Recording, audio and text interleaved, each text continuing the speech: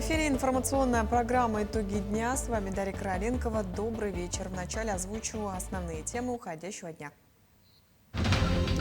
Иркутская область и Якутия подписали соглашение о создании транспортного коридора Таксимо-Мирный. Реализация проекта позволит создать связку Северного морского пути с БАМом. С наступлением зимы рынок вновь оживилась торговля, где на прилавках традиционно представлены рыба и мясо. Узнаем подробности о ценах. В конце октября Национальная библиотека Республики запустила портал с якутскими словами. Проект направлен на сохранение разговорного якутского языка. Якутский медколледж впервые распахнул свои двери для родителей и студентов. Узнаем подробности о программе мероприятия. Какой будет эта зима в Якутии? Метеорологи дали свой прогноз. Узнаем, к чему готовятся якутяне. Строительство нового аэропорта в поселке Зырянка обсудили на полях Международного форума «Транспорт России». Глава Якутии Айсан Николаев провел рабочую встречу с руководителем Росавиации Дмитрием Ядровым. Воздушные ворота Верхнеколымского района должны появиться в новом незатопляемом месте, чтобы авиасообщение не прекращалось в зависимости от времени года. Также стороны подробно обсудили меры по повышению эффективности работы сети северных аэропортов в самых отдаленных труднодоступных территориях. Отдельное внимание на встречу было уделено теме субсидируемых авиаперевозок и индексации специальных тарифов на межрегиональных маршрутах. Обсуждались вопросы субсидирования по магистральным маршрутам и ждем результатов комиссии. Безусловно, скажем, какие субсидии были выделены нашим авиакомпаниям Якутия и Алроса по основным магистральным маршрутам из Якутска и Мирного до Москвы, до Санкт-Петербурга, до Новосибирска. Иркутская область и Якутия подписали соглашение о создании транспортного коридора Таксимо-Мирный, который получил рабочее название «Восточно-Сибирская хорда». Договор направлен на создание стабильного транспортного коридора, который соединит город Мирный и железнодорожную станцию Таксимо в Бурятии. Значительная часть этого маршрута будет проходить через Иркутскую область. Проект предусматривает ремонт существующих и строительство новых участков трассы. Реализация проекта позволит создать связку Северного морского пути с БАМом посредством организации мультимодальных и логистических перевозок по схеме река, автодорога, железная дорога. Быстрее всех плюсы от нового проекта почувствуют жители западных районов Якутии. Например, это появление нового участка дороги Кропоткин-Ленск. Новые круглогодичные дороги, которые позволят уйти от временных дорог Зимника, Тасурях, Верхнемарково и обеспечит наш западный промышленный район круглогодичной связи, и что придаст, безусловно, импульс развитию экономики и прежде всего будет способствовать качеству и безопасности передвижения на автомобильных дорогах. В рамках мастер-планов Якутской нейрингри, утвержденных президентом России Владимиром Путиным, привлечено 423 миллиарда внебюджетных средств. Это наибольший показатель среди регионов ДФО. Среди мероприятий мастер-плана 100% ликвидация аварийного жилья. О ходе реализации поставленных задач узнаем далее. Наглядные примеры реализации – это застройка микрорайонов Звездной и Спортивной. В новые дома переселяют жителей аварийных многоквартирных домов, в частности, из 17-го квартала. Чтобы эти крупные стройплощадки не испытывали проблем с материалами, в Якутске модернизируют домостроительный комбинат. Это тоже объект мастер-плана. Теперь, благодаря новому оборудованию, процесс подготовки к выпуску панелей занимает несколько часов. Раньше составлял порядка 2 недель. Плиты изготавливались другие, была другая бортоснастка, соответственно, более трудоемкая. А здесь сейчас все компактно, все мы здесь на столах, все пропаривается, никуда краном ничего подавать не надо. У нас бригада была 25 человек, здесь бригада 8-12 человек. То есть, конечно, и кубаж у нас за счет бортоснастки повысился. Да? У нас полностью получается домокомплект. Это наружные стеновые панели, внутренние панели, плиты перекрытия, лестничные марши, площадки лестничные, доборы. Все здесь. И сваи тоже, мы тоже изготавливаем сваи, да. Первая линия производства строительных блоков уже введена в эксплуатацию. 2 месяца назад была отгрузка комплекта для возведения панельного дома в микрорайоне Звездный. Завод способен производить до 60 кубометров стеновых панелей и плит за смену. Заканчиваем производство деталей на С3А и С3Б. 4- и 7-этажные, трехподъездные дома. Программа сформирована уже на 1,5 года, нам понятно, чем заниматься, и в дальнейшем будет финансирование на ближайшие 10 лет. Ожидается, что модернизация промышленного предприятия снизит стоимость квадратного метра на жилье в Якутии до 15%. Важно отметить, что вся работа проводится комплексно. Реализация мастер-плана – это не просто строительство жилых домов. Продумана вся инфраструктура. В Якутии строятся детские сады, школы и поликлиники. Среди них и такие важные и знаковые для республики объекты, как мостовой переход через Лену, Жатайская судоверфь, Высшая школа музыки, развитие инфраструктуры Нерингвильской центральной районной больницы. Эффект от их преобразований будет ощущаться по всем направлениям, но самый главный результат, который мы ожидаем, это, безусловно, повышение качества и продолжительности жизни наших граждан. В Нерюнгри идет реализация 4 объектов. Это ремонт школы и районной больницы, комплексная застройка территории квартала Р и парка культуры. До конца следующего года планируется реализация 11 объектов, в их числе завершение строительства школы номер 1 в Якутске, высшей школы музыки и подготовка территории по переселению спортивной. Марферина Алексеева, Джилустан Иннокентьев, Якутск. Зима вступила в свои права, значит, на самом холодном рынке в мире закипела торговля, в основном на прилавках рыба и мясо. Как обстоят дела с ценами, узнал наш корреспондент. Богатство российских вод под открытым небом на крестьянском рынке. От выбора разбегаются глаза. От селедки и ряпушки до кижуча с форелью. Но, по словам продавцов, самым большим спросом пользуется чекурдахский чир. Цены на подледный северный деликатес начинаются от 1500 за килограмм. А есть варианты и на кошелек поскромнее. Рыбы с осеннего улова отдают за 900 рублей. Привозили баржами по воде. И поэтому цена, конечно, подешевле. А вот то, что самолетами, подледную ноябрьскую рыбу, она дорогая. Но подледная она вкуснее? Ну да, вкуснее, жирнее, сочнее, наверное. Ее можно и сырой поесть, а осеннюю сырая как-то не очень будет вкусно. Для тех, кому разделывать рыбу не хочется, заботливо подготовили нарезанные строганину и индигирку. А еще хорошо идут караси. Стоимость колеблется от 250 до 500 рублей в зависимости от размера. А вот удивят якутского покупателя морские гады – крабы, гребешки, осьминоги. Цены, конечно, кусаются, но к концу года можно себя побаловать. Красная рыба с Магадана у нас, кита, кижуч, горбуша – это с Магадана.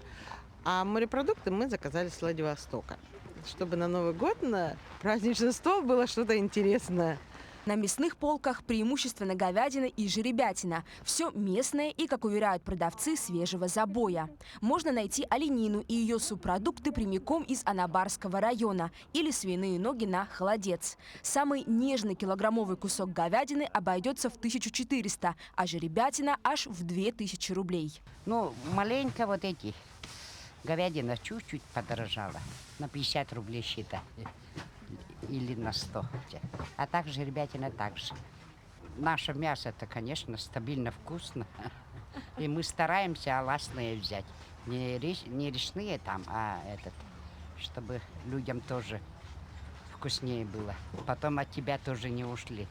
Мы спросили и у покупателей, что они думают о товаре и нынешних расценках. Хотели селедку. Не понравилось. Вид какой-то не такой. Погода вот такая. Цена, конечно. Мы смотрим, там караси хорошие стоят, кобяйские, большие, 500 рублей. Это, я думаю, нормально. Ужасно дорого, я бы так сказала. Но мы взяли караси пока. Только по 500 рублей самые большие. Все. А так, вот эти, конечно, жеребятину хотелось бы, но мы потом, муж сказал, закажут потом. Самый пик продаж на рынке ожидают в декабре. Предновогодняя суета скажет свое слово. А в январе можно рассчитывать на спад цен на рыбу. В северных районах откроются ледники. Эржена Гармаева, Аэлита Махно, Якутск. В Якутске пройдет важный форум по развитию Севера и Арктики с 26 по 28 ноября. Главная тема этого международного события – Север и Арктика – партнерство в меняющемся мире. Форум станет ключевой площадкой, где эксперты со всего мира обсудят будущее Севера. Организаторы подчеркивают, что это экспертная площадка, где обсуждаются важные вопросы, требующие совместной работы – изменение климата, развитие Северного морского пути и поддержка коренных народов. Кроме того, в рамках форума будет работать 6 основных направлений. Среди них вопросы развития инфраструктуры, творческой индустрии, экологии и устойчивого развития народов Севера. В Якутске прошла 28-я отчетно-выборная конференция Федерации профсоюзов республики. В ней приняли участие депутаты правительства республики, представители профсоюзов с районов, а также работодатели. В рамках конференции были подведены итоги работы организации в Якутии за 5 лет. Помимо этого, одним из ключевых событий стали выборы нового председателя Федерации профсоюзов. Конференция прошла в рамках декады, посвященной Дню профсоюзного работника Якутии, который отмечается 27 ноября. Федерация профсоюзов Республики Саха по численности членов профсоюза самая крупная в Дальневосточном федеральном округе. Она также самая крупная по охвату профсоюзным членством. Практически по всем направлениям нет каких-то затруднений, промахов и упущений. Работа налажена очень хорошо. С социальными партнерами очень тесное взаимодействие. Охват коллективными договорами, отраслевыми соглашениями очень большой.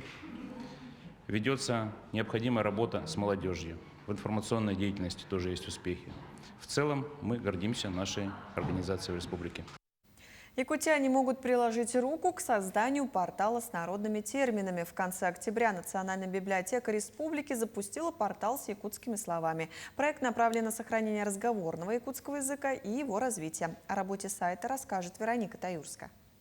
Идея создания народного портала, где хранились бы якутские традиционные слова, появилась весной 2025 года.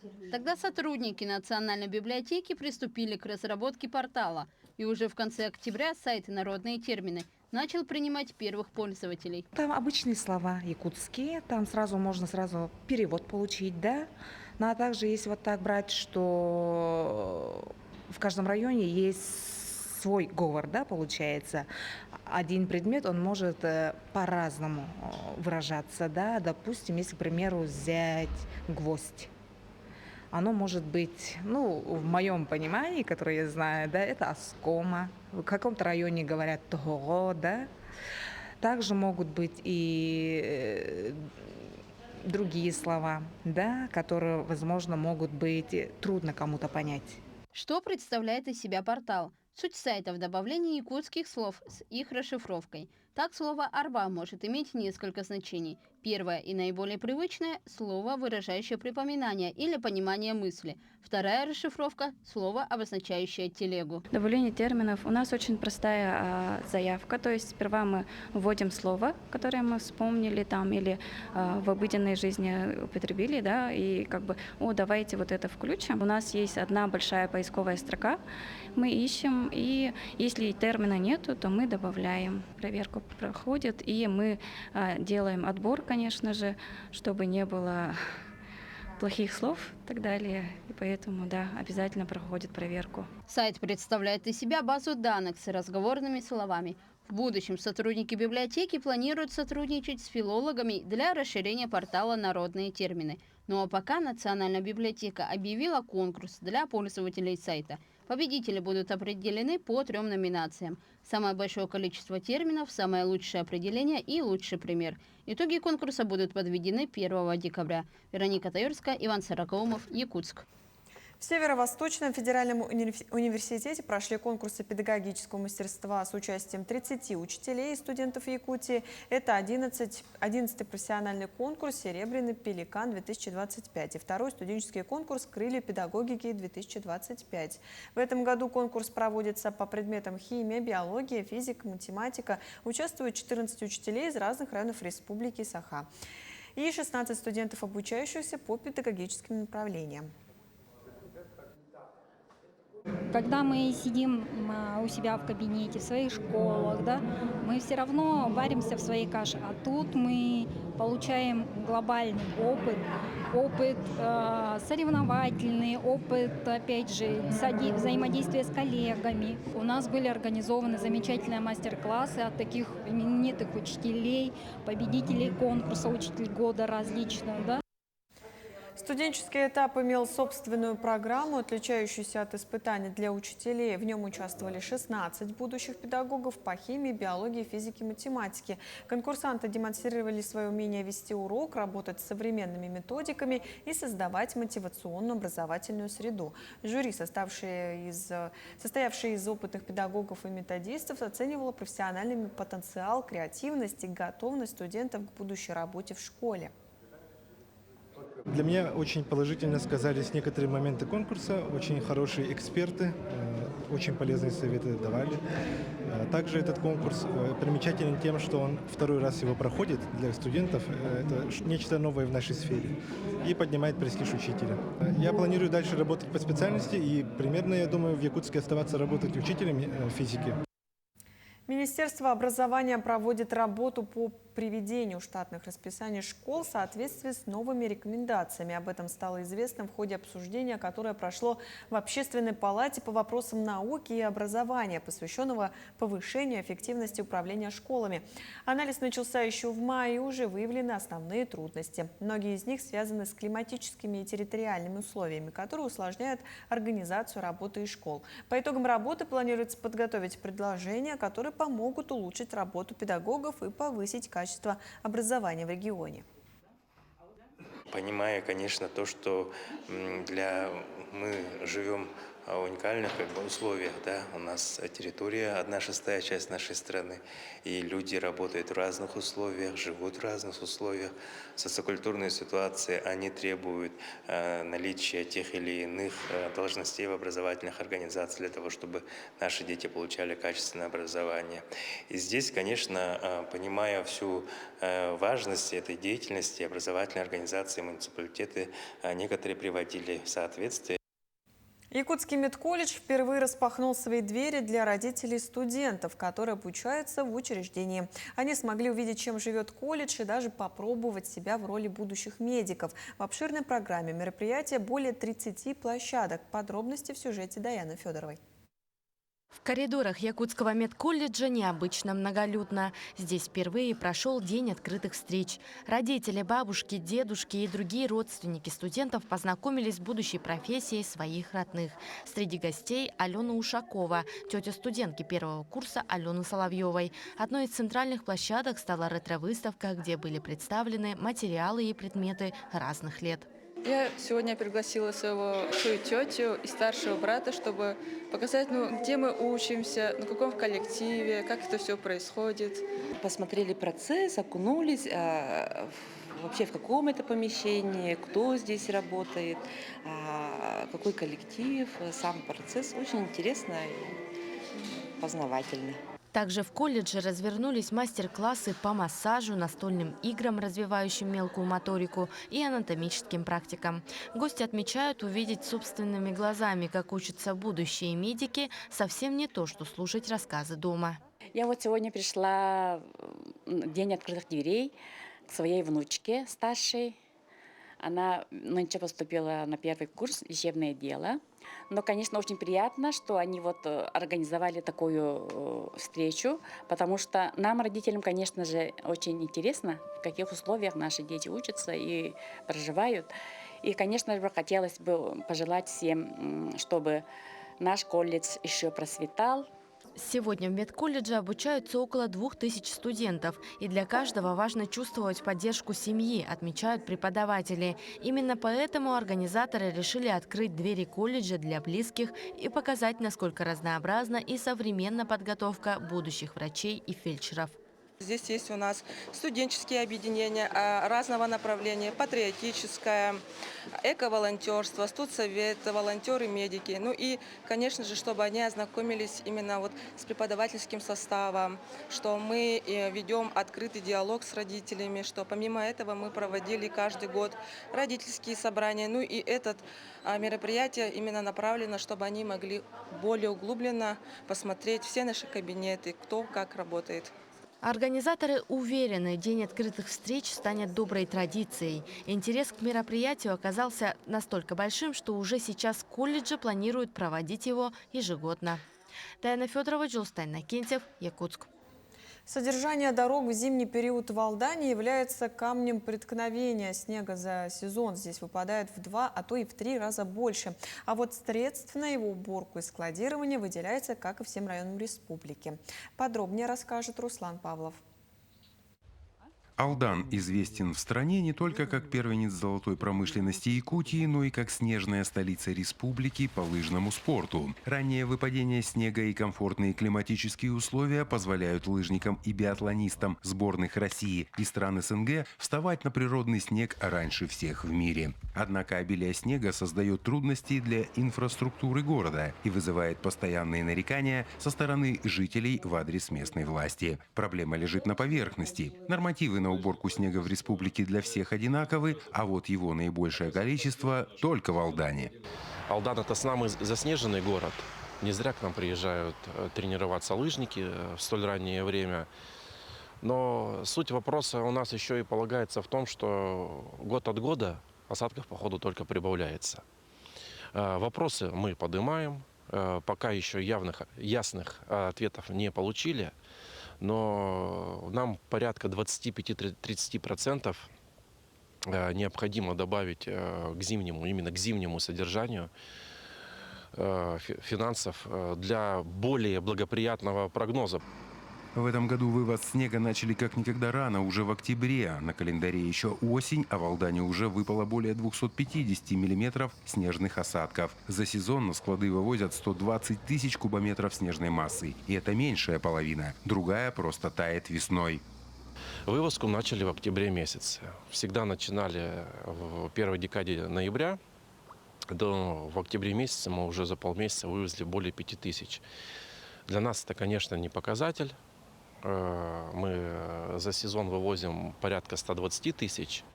Разговоры о дифференцированных нормах и тарифах на содержание дорог в зимний период в республике продвигают давно, но пока уравниловка не дает перебрасывать технику на дороги и улицы второстепенного значения. Между тем, синоптики предрекают снегопад в Алдане как минимум до конца этой недели с незначительными просветами. Руслан Павлов, Сергей Шипачев, Александр Лукин, Алдан. Текущий зимний сезон пройдет в Якутии с температурами около нормы и выше, отмечают метеорологи. В сравнении с прошлым годом эта зима будет холоднее. К чему готовиться якутянам и стоит ли ждать температурных аномалий, узнаем из сюжета далее. Предстоящая зима в Якутии может оказаться холоднее предыдущей. Прошлая была примерно на 2-3 градуса более теплая, чем в среднем многолетнем.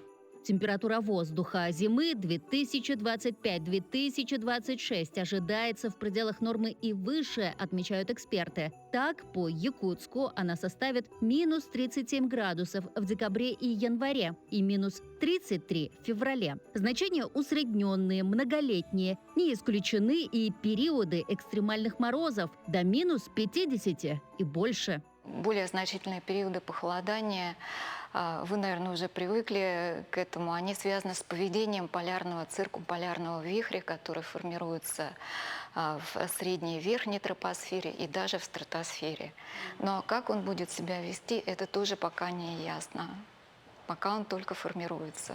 Циркумполярный вихрь – большой воздушный поток, который вращается вокруг полюса. Внешне он похож на кольцо. И когда в стратосфере происходит резкое потепление, то кольцо ослабевает, и холод просачивается вниз. Наступают аномальные холода. При этом предугадать движение вихря в долгосрок невозможно. Настоящий уровень развития прогнозирования, он не позволяет нам предусматривать именно значение аномалий. Это только уже вот в ходе процесса, используя уже менее долгосрочные прогнозы, а прямо скажем краткосрочные, там это уже можно предусматривать. Холода впереди, расслабляться не стоит. Наиболее морозный период в Якутии нагрянет во второй половине декабря и первой половине января. Зато март порадует якутян большим теплом, чем в прошлом году. Весну ожидают в срок. И любителям народного календаря на заметку. В Якутии есть легенда о быке холода. Например, вот 14 октября в Покров день бык выходит из океана. 8 ноября у быка отрастает первый рог, начинаются уже такие устойчивые холода. 21 ноября кончик рога заостряется, морозы усиливаются. Ну вы как к такому календарю относитесь? Ну вот мы увидели совпадение. Значит, работает? Получается, работает, да, то, что говорят метеорологи, и то, что отмечено очень точно в народном календаре. Естественно, эти даты немножечко смещаются. У вас речь может идти там о 2, ну максимум о 3 днях. Айсена Бурнашова, Виктор Олесов, Москва. Таким увидели уходящий день наши корреспонденты. Ну а я с вами прощаюсь. Всего доброго и до встречи в эфире.